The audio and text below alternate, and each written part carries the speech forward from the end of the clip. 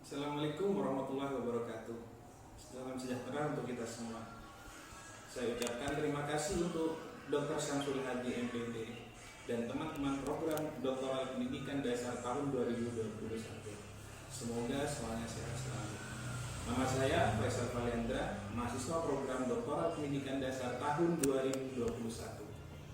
Menurut Harari dalam bukunya Homo Deus yang menjelaskan manusia mendewakan teknologi. Namun teknologi itu sendiri tidak sepenuhnya memberikan kesejahteraan kepada manusia. Maka dari itu, kali ini saya akan memaparkan sebuah presentasi tentang teknologi, pendidikan, dan literasi digital. Adapun dimensi pembahasan yang akan saya sampaikan beberapa menit ke depan terkait kebijakan pendidikan teknologi dengan subbahasan pertama, kebijakan dan masa depan pendidikan. Kedua, keterampilan dan inovasi pendidikan masa depan. Ketiga, kapitalisme dan ekonomi masa depan. Keempat, tantangan dan persoalan kebijakan teknologi. Terkait literasi digital dengan subbahasan pertama, pembahasan digital sepanjang hayat. Kedua, lembaga pendidikan pada pembelajaran digital. Ketiga, literasi digital. Terkait kebijakan pendidikan teknologi, pertama, tentang kebijakan dan masa depan pendidikan. Kalian mengetahui tentang OECD? OECD ini merupakan organisasi kerjasama dan pembangunan ekonomi global yang diikuti 38 negara. Indonesia sebagai mitra dari OECD. Namun, yang perlu diketahui bahwa OECD ini bukan hanya berperan sebagai salah satu penentu kebijakan ekonomi dunia. Organisasi ini juga sebagai salah satu penentu kebijakan pendidikan secara global. Sehingga sistem pendidikan internasional mengalami perubahan dengan mengedepankan teknologi digital sebagai dasar inovasi masa depan. Maka dari itu, proses pembuatan kebijakan pendidikan tidaklah semudah membalikan telapak tangan. Perlu adanya proses panjang. Pertama, pemenuhan sumber daya teknologi negara. Negara harus hadir dalam pemenuhan kebutuhan digitalisasi. Tidak ada kesenjangan pemenuhan kebutuhan seperti yang terjadi di Inggris tahun 1990 tentang perbedaan ras dan golongan. Juga mungkin pemenuhan yang tidak melihat tempat antara kota dan desa. Dua, sumber daya teknologi di sekolah dan di kelas. Pemenuhan peralatan dan perlengkapan media pembelajaran juga harus terpenuhi dengan baik. Dianalogikan seperti sebuah sepeda motor tanpa bahan bakar yang tak akan berjalan. Seperti itu juga pembelajaran di sekolah yang membicarakan teknologi pendidikan namun masih menggunakan papan tulis kapur, meja yang masih butuh perawatan, media pembelajaran yang sangat kurang, juga perpustakaan yang hampir tidak bisa dipakai dan tidak ada akses internet gratis di sekolah. Ini semua merupakan perhatian mendukung teknologi pendidikan di sekolah. Tiga, kurikulum yang terintegrasi dengan teknologi. Kurikulum merupakan hal yang penting pada segala proses pembelajaran di sekolah. Bagaimana ingin menerapkan teknologi pendidikan jika kurikulumnya masih bersifat konvensional tanpa adanya regulasi mengintegrasikan teknologi dalam setiap proses pembelajaran. Empat, tata kelola dan sistem pendidikan berbasis teknologi. Perlu penerapannya manajemen sekolah yang berbasis teknologi, entah itu dari administrasinya dan segala bentuk kegiatan pendidikan harus berbasis teknologi. Tentang keterampilan dan inovasi pendidikan masa depan. Ada kejadian di Australia pada tahun 2015 di mana pidato Bill Shorten, salah satu seorang pemimpin oposisi federal Australia, pada hari Kamis tanggal 14 Mei 2015. Beliau menjelaskan tentang keterampilan dan inovasi masa depan. Pertama, kata beliau, di masa depan perlu pembaharuan pendidikan yang mengedepankan teknologi tinggi untuk menanggapi perubahan global agar meningkatkan produktivitas negara. Kedua, peningkatan bahasa komputer dan teknologi harus berjalan di sekolah dasar dan sekolah menengah Australia. Ini terkait pembelajaran coding di sekolah. Maka dari penjelasan Shorten ini menggambarkan bahwa bagaimana kemampuan SDM dalam mengembangkan dan menggunakan teknologi sangat diperlukan oleh setiap negara. terlebih pembelajaran coding di sekolah dasar.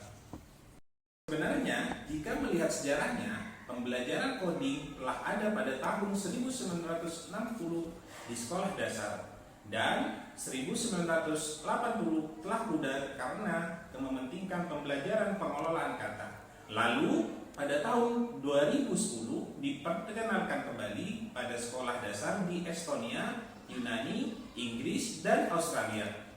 Kemudian pertanyaannya, bagaimana dengan Indonesia sendiri? Apakah sudah mampu menerapkan pembelajaran coding ini dengan permasalahan yang cukup kompleks? Mungkin itu kita bisa diskusikan kembali. Kapitalisme, platform, dan pendidikan masa depan. Kapitalisme ini merupakan suatu paham mencari keuntungan dari penjualan produk. Mengutip dari Dugan dalam bukunya Education Policy bahwa ekonomi digital menjadi suatu media bagaimana suatu negara menjadi dominan daripada negara lainnya karena produksi digitalnya ini semua berdampak pada pendidikan. Lihat Cina, mereka menjadi salah satu negara produksi teknologi terbesar. Kemudian bagaimana pendidikannya? Lihat pada hasil PISA 2018 di mana posisi Cina berada pada ranking 1, pada ranking 3, dan ranking 4. Namun, yang menjadi miris sekali ketika melihat negara dengan perekonomian menengah ke bawah yang masih rendah produksi teknologinya. Ini menjadi momok bagi berbagai kalangan menengah ke bawah. Contoh nyatanya, pada tahun 2013 OECD data organisasi ini mengalami krisis ekonomi karena banyak pekerjaan dan upah kaum muda yang menurun. Diperparah lagi dengan melonjaknya biaya pendidikan. Mungkin dapat kita dengar juga banyak orang tua yang rendah ekonominya mengeluh tentang biaya pendidikan, seolah-olah bangku pendidikan yang bisa dinikmati semua kalangan. Namun, ketika ditelisik lebih jauh ke dalam pelosok desa, hanya menyentuh kasta sosial yang lebih tinggi, modal yang besar, pangkat sosial yang tinggi. Maka dari itu, perlulah suatu kebijakan pendidikan seperti yang dikatakan John Dewey. Pendidikan merupakan panggung sosial masyarakat yang demokratis, yang berarti juga perlu menyediakan kesempatan pendidikan bagi semua warganya. Terakhir, tantangan dan persoalan kebijakan pendidikan digital. Kebijakan terkait teknologi dan pendidikan seperti pedang bermata dua, di mana satu sisi menjadi keuntungan, kemudian di sisi lain menjadi kontroversi publik global. Seperti contoh di India yang memiliki berbagai tantangan penggunaan teknologi pendidikan, dari koneksi internet, kompetensi guru dalam menggunakan aplikasi pembelajaran online, dan bahasa dan konten digital, dan pemeliharaan berbagai perangkat digital yang buruk sekali di India. Data dari SIIMC penjelasan bahwa 68 dari 100 pengguna internet memiliki akses jaringan yang mumpuni daripada berpenghasilan menengah dan rendah. Ini menjelaskan bahwa masih banyak persoalan yang sangat kompleks sekali di berbagai belahan dunia terkait pendidikan digital. Kemudian pertanyaannya, apakah negara maju tidak memiliki persoalan teknologi pendidikan?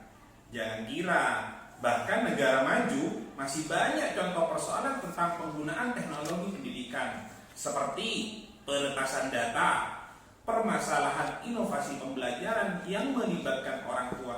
Ini merupakan beberapa permasalahan yang ada di negara maju pada proses teknologi pendidikan.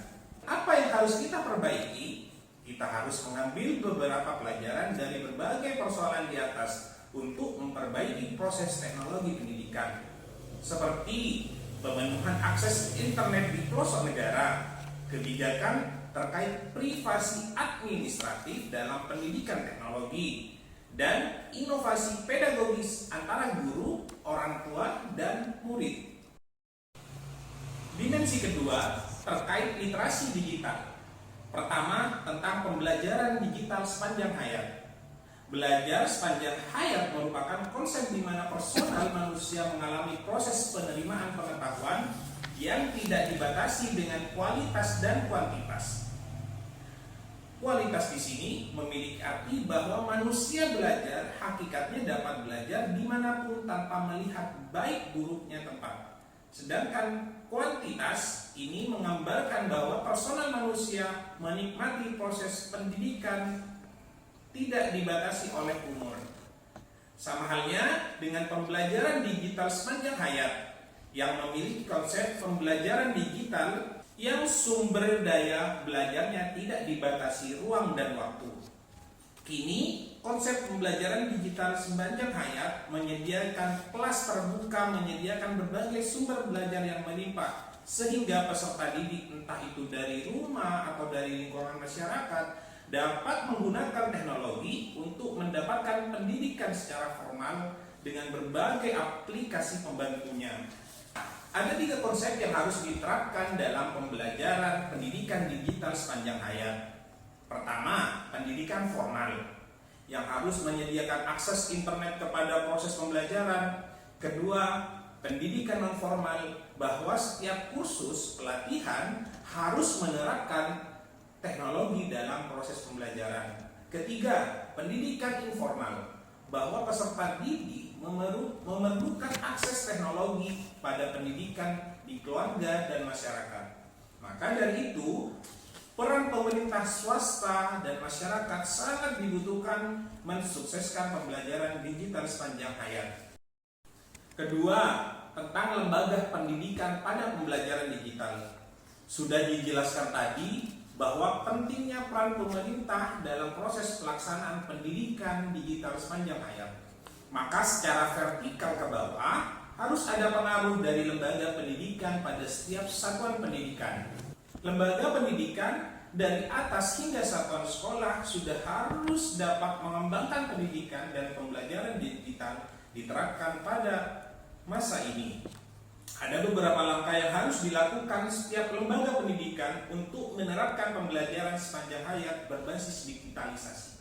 Pertama, mempersiapkan filosofi pendidikan terbuka sehingga peserta didik mendapatkan sumber referensi yang cukup untuk mengembangkan literasinya. Kedua, memetakan kurikulum dan pedagogi yang berbasis digital sesuai dengan kebutuhan lingkungan, karena setiap masing-masing tempat berbeda kebutuhan dan berbeda kebutuhan peserta didiknya. Ketiga, mempersiapkan sumber daya untuk melaksanakan pendidikan terbuka yang berbasis digital. Ini yang paling penting dipenuhi oleh setiap satuan pendidikan. Karena permasalahan di lapangan banyak satuan pendidikan yang masih belum memadai dari jaringan internet dan perlengkapan teknologi itu sendiri. Ketiga, tentang literasi digital. Terakhir, yang perlu kita ketahui bersama bahwa dewasa ini ada perubahan pola literasi konvensional ke literasi teknologi atau bisa disebut dengan literasi digital. Beberapa indikator yang perlu kita ketahui tentang literasi digital. Pertama, kemampuan menggunakan media digital. Kedua, kemampuan alfabet dalam mengakses informasi digital. Ketiga, kemampuan mengevaluasi, membuat informasi, dan mengaplikasikannya pada lingkungan sekitar. Namun, yang harus kita ketahui juga, pelaksanaan literasi digital di lapangan prosesnya masih konvensional. Yang padahal proses literasi digital pembelajaran juga harus merujuk pada bagaimana siswa aktif dalam pendidikan teknologi. Salah satu konsep literasi digital aktif merujuk pada buku yang disajikan oleh Papa and Armfield tahun 2018 dengan judul Education Policy. Harus ada siklus yang tidak terpotong antara self-regulated learning, open network learning environment, personal learning environment. Terkait self-regulated learning merupakan suatu kemampuan di mana seseorang dapat mengaktifkan dan mendorong pemikiran, perasaan, dan tindakan yang telah direncanakan secara sistematis dan berulang yang berorientasi untuk mencapai tujuan dalam pembelajaran.